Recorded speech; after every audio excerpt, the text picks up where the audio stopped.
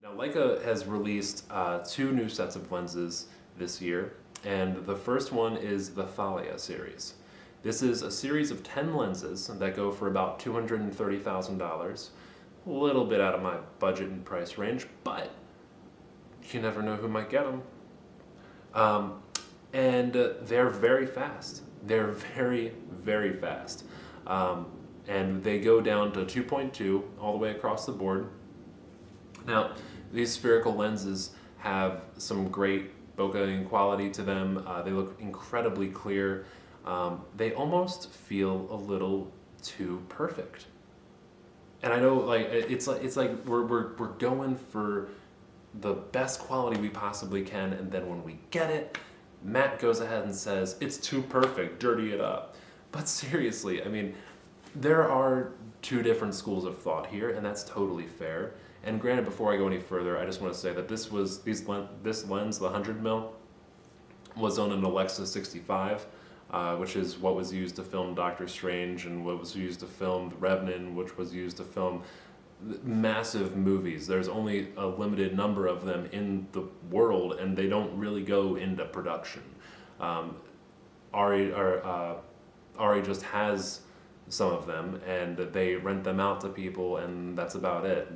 That's about as far as it goes.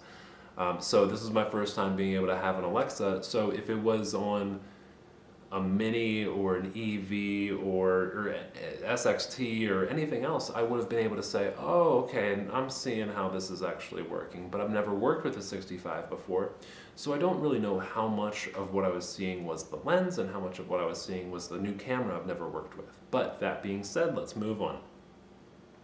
The Thalia series is an incredibly crystal clear.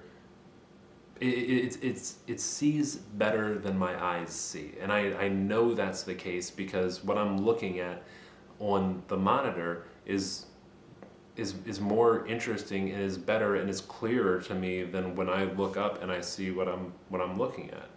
Again, this might be a big quality of the camera itself, but I don't really think so. Now, my problem that I come across with the Thalia series is that I want to have the image that I want to have as close to it as I possibly can, whether it's for lighting or whether it's for just the exposure, whether it's just for the look of it, whether it's for the emotion, whether it's for the glass, any part of my image. I want to get it as close to perfect as when I shoot it as I possibly can, and sometimes to a fault. Sometimes I spend a little too much time working on an image to be able to make sure it looks just the right way. This does not apply to my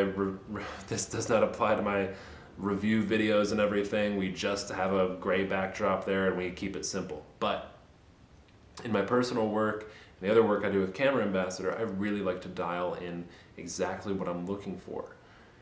Now, this lens doesn't quite give me that two things. One is the depth effect.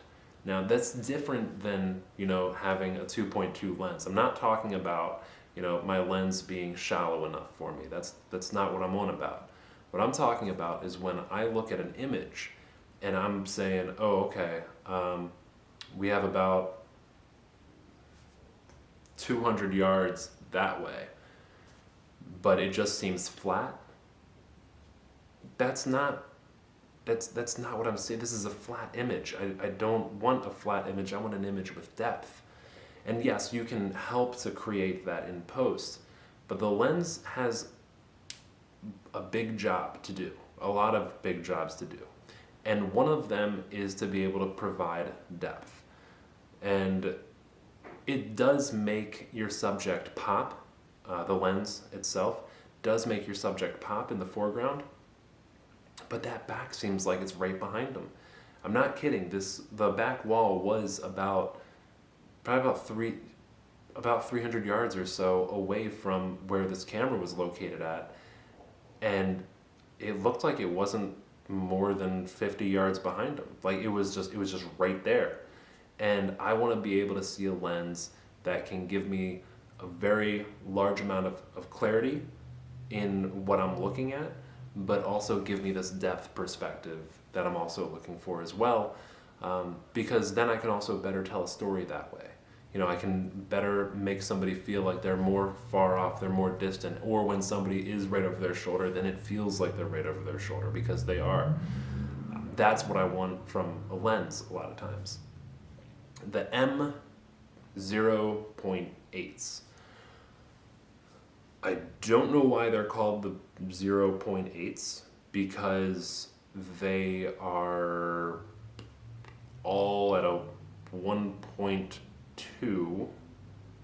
However, the 50 millimeter does go down to a 0.9, which is definitely exciting there. And they did not have that available for use today. So I didn't really get to see the 0.9 t-stop in action. But these lenses look a lot more vintage. They have a great look to them. Still kind of missing and lacking in that depth section there. But what we do have is sort of a vintage type of look. Not only to the lens body itself, but also to the lens itself. But also to the image itself. Like I said, it's been a long day.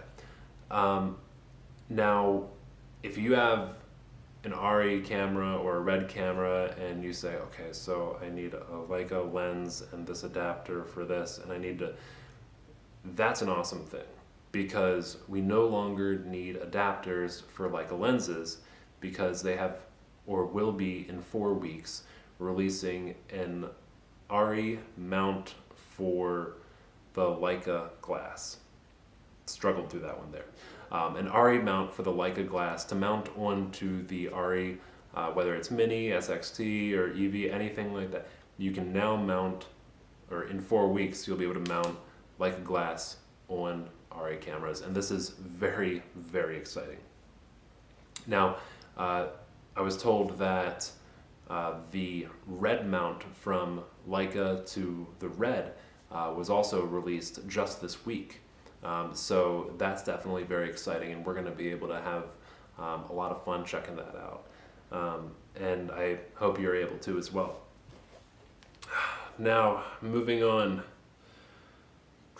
The M0.8s. One issue that I really did have with them, and these lenses are considerably cheaper, coming in at $49,000 for the set, is that the iris and the focus ring are so close together. I mean, it might be that far apart. It's very, very close. And what I feel like as a cinematographer looking at this, as someone who's going to have to operate with this lens, is what am I going to do for my follow focus and for pulling my aperture? Because I'm used to go ahead and drop some wireless on there and be able to control that, but I don't have gears that go that thin. And these focus ring, the follow focus and the aperture ring, are very, very thin. So I'm not saying it is a problem, but it's definitely something that could be a problem. So it's something I want to check out and look further into, but it absolutely 100% is something to be aware of.